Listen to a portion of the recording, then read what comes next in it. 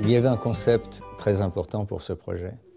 C'était que l'architecture des humains et l'architecture des animaux soient pratiquement identiques.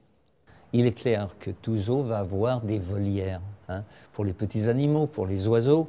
Donc ce thème de la volière, le thème du grillage, est devenu un des thèmes du projet, puisqu'on le retrouve dans la grande entrée, aussi bien sûr dans la grande volière, etc. Vous voyez la maison des girafes, elle est dans un système de filtre bois qui devient un dénominateur commun d'un grand nombre de bâtiments à l'intérieur du zoo. On le retrouve par exemple chez les rhinocéros, mais c'est aussi les restaurants du public.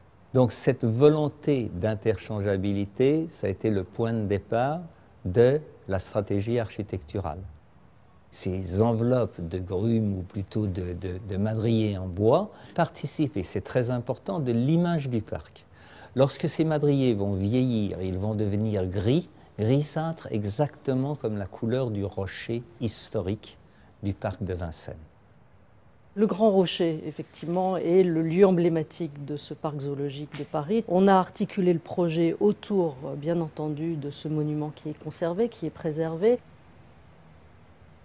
Et au pied du Grand Rocher, nous avons inscrit dans l'empreinte de la Fauverie la Grande Volière, donc qui est un espace assez important, à peu près de la taille de la moitié d'un terrain de football, qui permet aux oiseaux de pouvoir voler en toute sécurité donc dans cet espace.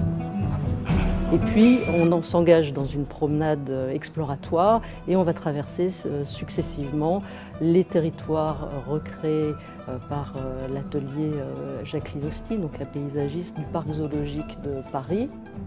Et puis au loin, une fois qu'on aura traversé ces espaces-là, on va se retrouver cette fois-ci à recréer par l'architecture une grande serre qui permet de recouvrir 4000 m² de forêt tropicale, plutôt avec cette fois-ci des ambiances de Madagascar et de Guyane.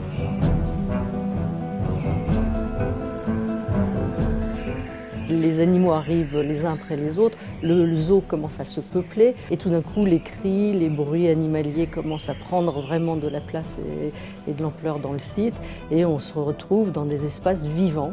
Et c'est ce qui était le but de la réalisation de ce zoo, c'est de recréer des lieux dans lesquels le vivant puisse s'épanouir en toute quiétude.